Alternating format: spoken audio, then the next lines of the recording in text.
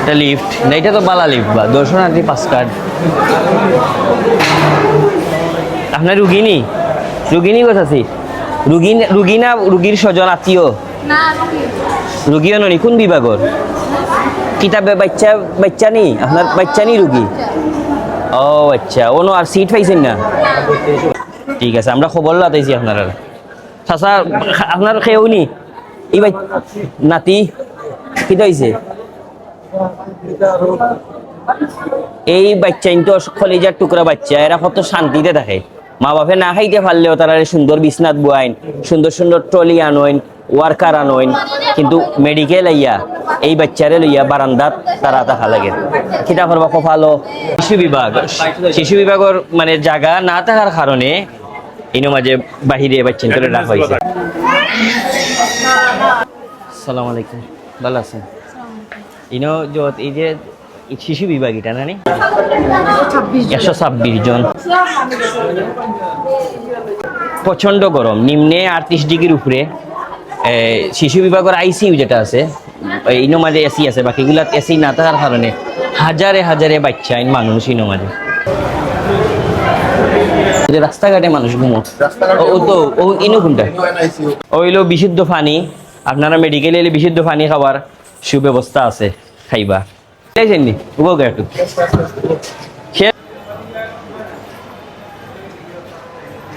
একটা বাথরুম দেখা যেত নাইনি?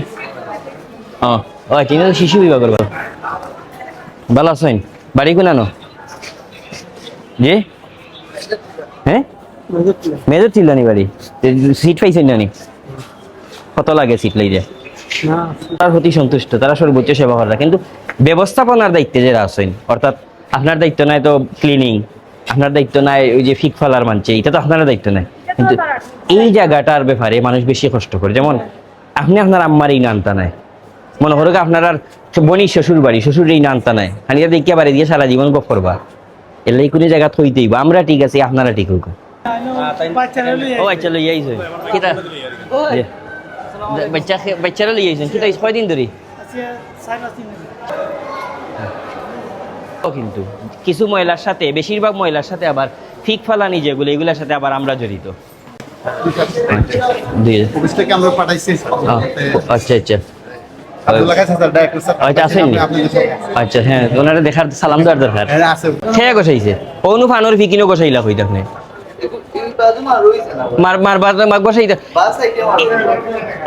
এগুলা তো আবার নাই। ধরো আপনি টেকানিরা আও দুষ্পরের গিয়া ডাক্তারের উপরে আর পরিচালকের উপরে, তো আমরা টেকানিরাম হিসাবে ওগু আমার বাড়িতেই লাগে গোসাই বাবা চৌকা খাম একটু পরে করবা ওগু গোসাইয়া নেই তো ও রুগী তো আপনার রেখে পাইব মনে করি গোসাই। ভালো আছেন নি আপনারা? ভালো আছেন নি? কি খা রুগী খেয়ে কিতাবে আমার ভালো আছেন? ভালো আছেন নি ভাই? ইমার্জেন্সি বিভাগ, এটা হইলো ইমার্জেন্সি বিভাগ। অর্থাৎ এই ইমার্জেন্সি কোনো রুগী আইলেও তাৎক্ষণিক রিসিভ করার কোনো ব্যবস্থা আসেনি, বা কোন পর্যায়ে রুগীরে নিয়ে কিতা করা হয় আমরা একটু দেখব। ওকে, ভালো আছেন ভাইরাম?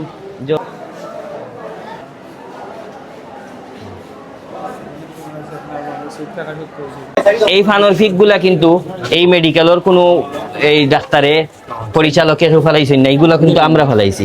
সুতরাং ফানোরফিক ফেলাইবা না, এটার কারণে সব থেকে জীবাণু ফেটো যায় ওটার মাধ্যমে। হুজুর কইয়া দিন যে আপনারা একটু মসজিদ মাদ্রাসা। ঠিক আছে, এটা হইলো হৃদরোগ বা হার্টর অসুস্থ রুগী হল। আমরা শুনছি যে হার্টর বা বুকুর বেদনা হইলে আমরা খুব নিরাই থাকা লাগে, বালা জায়গার থাকা লাগে, কিন্তু তারা অত্যন্ত কষ্টে আছে এই জায়গার। কি তা চাচার বাড়ি কোনানো? যে কষ্টে আছেন এই সাইড দিলেন একটু দা জি।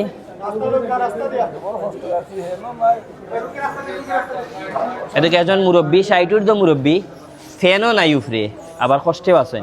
কিতা করবা, আমরা গরিব দেশের মানুষ। চাচা দুয়ারের বাড়ি কোনানো? ও আচ্ছা আচ্ছা, সাত যাওয়া দুয়ার হইল চাচা। ও যে বিশাল বিশাল দুইটা বিল্ডিং, আমরা পরিচালক মহোদয়ের জিজ্ঞেসলাম ব্রিগেডিয়ার জেনারেল যে এগুলাত পার্কিং ব্যবস্থা নাই এখানে। 2 তলা যদি পার্কিং থাকতো তাইলে এই শত শত হাজার হাজার অ্যাম্বুলেন্স, প্রাইভেট কার, ডাক্তারের গাড়ি তো আর জায়গা নাই, রুগী প্রাইভেট কার জ্বালা লইয়া আইন, এর আর জায়গা নাই গাড়ি তো আর। তো এই পূর্ত বিভাগের দায়িত্ব এইটা পরিচালক মহোদয় হইলা, কিন্তু তারার কিতা মাথাত আইল না নি যে মেডিকেল অততলা করার আগে 2 তলা পার্কিং ব্যবস্থা করতে হইব। এগুলো আসলে হারে হইতে, এগুলা প্রেম নাই, মায়া নাই। নামাজ পড়া চায় এই অনুভূতিটা দেখিয়া ভাল লাগছে, কিন্তু এখানে মাঝে প্রচুর সার ফুকা এবং ময়লা, কিন্তু এরপরেও নামাজের পবিত্রতা রক্ষা করার লাগি অন্তত পক্ষে জায়গাটা পরিষ্কার থাকার দরকার। সরকার 98 সালে বেড সংখ্যা বাড়াইছেন 900। জি, পজিটিভ জিনিস ছিল যে আমার এই মুহূর্তে রোগী ভর্তি কিন্তু 3088, 3088, ঠিক আছে, সম্ভবত 188, ঠিক আছে, মানে 3000 প্লাস। জি, 3000 এটা প্লাস। করে আমার কয়েক মাস থেকে দেখতেছি মানে রোগীর সংখ্যা বৃদ্ধি পাচ্ছে। তখনকার এটা বিভাগীয় হাসপাতাল হিসেবে ছিল। হ্যাঁ হ্যাঁ তো 500 বেডের সাথে ধরে নেওয়া হয়েছিল যে আরো 500 লোক অ্যাটেন্ডেন্ট থাকবে। হ্যাঁ। এখন এটা থেকে বের হয়ে আসার পথ কি, মানে আমরা বাঁচবো কিভাবে? আমাদের ক্যাপাবিলিটি বাড়াইতে হবে। যেমন নতুন একটা হসপিটাল হচ্ছে, এইটা নাকি দায়িত্বই কেউ নিতে চাচ্ছে না। দায়িত্ব কেউই নিতে চাচ্ছে না, বিষয়টা আপনারা যেভাবে দেখেন বিষয়টা তা না, ওইটার ব্যাখ্যাগুলো বুঝতে হবে। ভালো আছেন? ভালো আছেন। আমরা প্রথমত প্রায় 3 ঘন্টা আমরা উসমানী মেডিকেল কলেজের বিভিন্ন ওয়ার্ড, ইউনিট, বারান্দা, প্রত্যেকটা জায়গা আমরা দেখছি। দেখিয়া মানুষ আসলে অনেক মানুষ, আমি মেসেজও পাই প্রতিদিন, কিন্তু উসমানী মেডিকেল কলেজ যাই না এখানে, অনেকটা প্রশ্ন করে। আমার বাড়ি উসমানী মেডিকেল কলেজের একবারে খান্দাত। তো এই পরিবেশটা দেখিয়া মানুষের যে একটা হাহাকার, অর্থাৎ আমার একজন রুগিয়ে মেসেজ দিছেন যে তাই চিকিৎসা হবার লাগি তা হইন না, তাই প্রতিদিন ভাবেন যে আল্লাহ আমারে ও মেডিকেলটা কি আর বাহরিও না, আমি যাতে মরি যাই, ওখানে মরি যাই, যে ওই মেডিকেল যদি আবার আওয়া লাগে, কারণ আমি গরিব মানুষ, বেমার পড়লেও না আওয়া লাগবো। ইনো মাঝে বলে বেশিরভাগ সময় তাই দম বন্ধ করিয়া সিটও থাকেন। অর্থাৎ মেডিকেলের মূল সমস্যা হইল ব্যবস্থাপনার সমস্যা। আমরা আপনারা দেখছেন যে প্রত্যেকটা ওয়ার্ডও গেছি, বেশিরভাগ আমরা মেডিকেলের পরিচালকের লগে ব্রিগেডিয়ার জেনারেল মহোদয় মুনির সাহেব তানোর সাথে কথা হয়েছি দীর্ঘ সময়। তো আমরা বেসিক কয়েকটা সমস্যা এই মাঝে আমরা পাইছি। এর মাঝে হইল প্রথম সমস্যা হইল ব্যবস্থাপনার সমস্যা। এর আগে আমরা 2টা প্রাইভেট হসপিটাল গেছি, Mount Adora, women's medical college. এই হসপিটাল আমরা গোপনে দেখিয়েছি যে এগুলা এখানে অত পরিষ্কার থাকে আর এটা অন্য মহিলা থাকে এখানে। অর্থাৎ এই মেডিকেলের গুণটা হইল সব এখন সিলেটের মানছে চিকিৎসা বালা আছে কিন্তু অপরিষ্কার। ইনো মাঝে বিভিন্ন জাতর সিন্ডিকেট আছেন, যেমন আমরা মনে হইল যে একটু আগে একজনে ভাই হইলা ভাই মারামারি হয়ে গেছে ড্রাইভারে আর রুগী। এখন একটা রুগীই আইছে, একজন মানুষ, প্রথমত ড্রাইভারের লগে মাইর ধরা লাগে, 2 নম্বর হয়তো অ্যাম্বুলেন্সও কিছু বেজাল করা লাগে, 3 নম্বর হইলে ওয়ার্ডও আইয়া বিভিন্ন সমস্যা ধরা লাগে। এটা মানুষ ইমার্জেন্সি থাকি একবারে 5 তলা পর্যন্ত যাইয়া বাড়ি পর্যন্ত যাইতে আমার পিছিয়ে একজন রুগী আছেন, তান বুর তোলে মেডিকেলের খরচ ছাড়া প্রায় 1 মাসের উপরে 16,000 টাকা খরচ হইলিছে। কোন খরচ করছেন যে অমুক 100 টাকা, অমুক 50 টাকা, ও জায়গা 200 টাকা, অন্য 100 টাকা। এরপরে আমরা দেখলাম যে প্রত্যেকটা বেডও কোনো মরা মানুষ রেখেও রাখতো না, জিতা মানুষ তো, যেমন বেডের মাঝে সার ফুকা, এরপরে এই বেডও অসুস্থ মানুষ তো সুস্থতার প্রধান শর্তই লগিয়ারই বালা পরিষ্কার পরিবেশ থাকা। হার্ডওর আমরা যে কার্ডিওলজিত গেলাম, এর মাঝে বারান্দার মানুষ 70-এর ঊর্ধ্ব একজন বয়স করে দেখলাম আমরা যে তান উপরে ফ্যান নাই, মানে শ্বাস আয় যায় অবস্থা। আমরা সারা জীবন দেশে হার্টের রুগীরা নিবিড় পর্যবেক্ষণে রাখা হয়, আইসিউতে রাখা হয়, বা আইসিউ ছাড়াও এসি রুমে রাখা হয়। আমরা বাচ্চান্তর যে রুমে গেছি শিশু বিভাগও, শিশু মানে হইল খলজার টুকরা, এই খলজার টুকরাগুলারে বারান্দাত ফালাইল।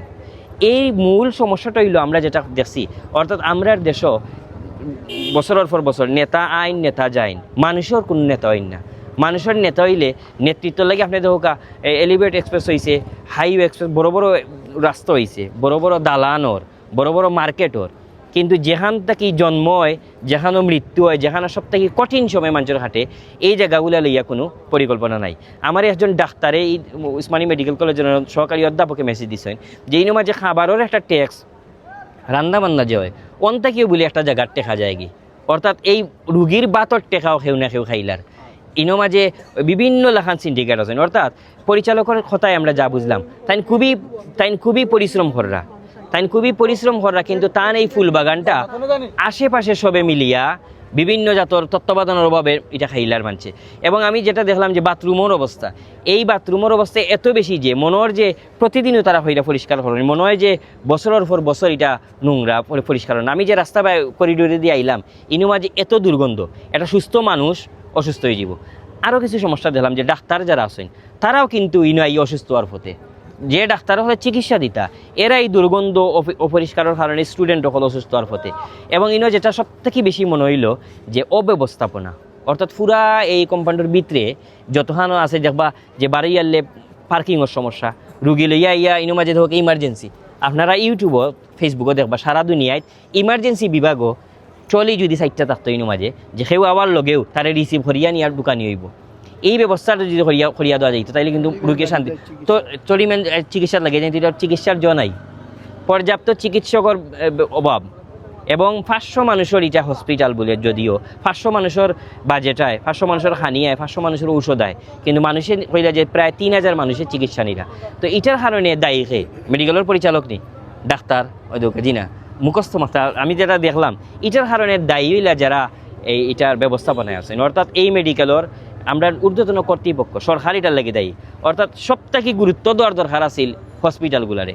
ইনো ইমার্জেন্সি বিভাগও যদি আবার লগে রুগীর চলিতে অ্যাম্বুলেন্স থেকে নামার সাথে সাথেও অর্ধেক অ্যাম্বুলেন্স ড্রাইভারে ধরেন, অর্ধেক কোনো মাঝে সিএনজি ড্রাইভারে ধরে, সেই কোনো বিরিখা রাখতে গিয়ে রুগী ধরে ও এরা ঠেলাইটু লইয়া নিয়ে হারাইন। অর্থাৎ পরিচালকের লগে মাতিয়ে যেটা বোঝা গেল যে আমরা যারা প্রাইভেট মেডিকেল কলেজে দেখি যে বিভিন্ন ফ্লোরে সুপারভাইজারটা হয়, ইনো সুপারভাইজার নাই, এই সুপারভাইজার দেওয়ার মতো তার এবিলিটি নাই। অর্থাৎ এই উসমানী মেডিকেল সহ সব মেডিকেল নিয়ে গবেষণা করতে হইব। যত বিল্ডিং হয়, আমি পরিচালক মহোদয় কইলাম যে বিল্ডিং আইন যে হইছে এগুলার নিচে পার্কিং ব্যবস্থা নাই এখানে। অ্যাম্বুলেন্স সকল এমন লাখান মানে লাগের যেমন বিশাল গাড়ি ঘুরা তো ইনো লাগের একটা মোটামুটি টার্মিনাল লাগের। আপনি এখানটা টার্মিনাল হইতা না হসপিটাল হইতা না বাজার হইতা উলি চলের ভিতরে। পাশাপাশি সব থেকে বেশি যেটা মনে হইলো আমরা জনগণ অসচেতন, প্রত্যেকটা মানুষের ফান খাইয়াও ফিক ফালাই দিন ফ্লোরও। এই ফিক ফালানির কারণে জানেননি আপনারা সব থেকে বেশি আমরা অসুস্থ হই জীবাণু ফেটো ঢুকার কারণে। জীবাণু ফেটো ঢুকে আতর মাধ্যমে, গ্রানোর মাধ্যমে, এবং ওই যে জীবাণু রাস্তাঘাটে রাখে মুখর ফানোর ফিক আস্থা মেডিকেল বরাইল এগুলা ডাক্তার হয়ে ফেলাইছেন তো খেয়ে ফেলাইছি। ওই যে ভাই সাহেব খাইছেন, আমরা খাইছি, খাইয়াও জায়গা মতো। এই সাধারণ মানুষ সচেতন হইতে হইব, অ্যাওয়ারনেস বাড়াইতে হইব যে ফানোর ফিক যাতে ফালাই না। এবং আমরা মনে করি যে এই হসপিটালের লাগি ঊর্ধ্বতন কর্তৃপক্ষ যারা অভিভাবক আছেন সিলেট, এরা যদি নজর না দেন আমরা খালি মরমু আর মায়ের মরমু আর মায়ের অভিযোগ দেওয়ার আর জায়গা নাই। ধন্যবাদ সবাই।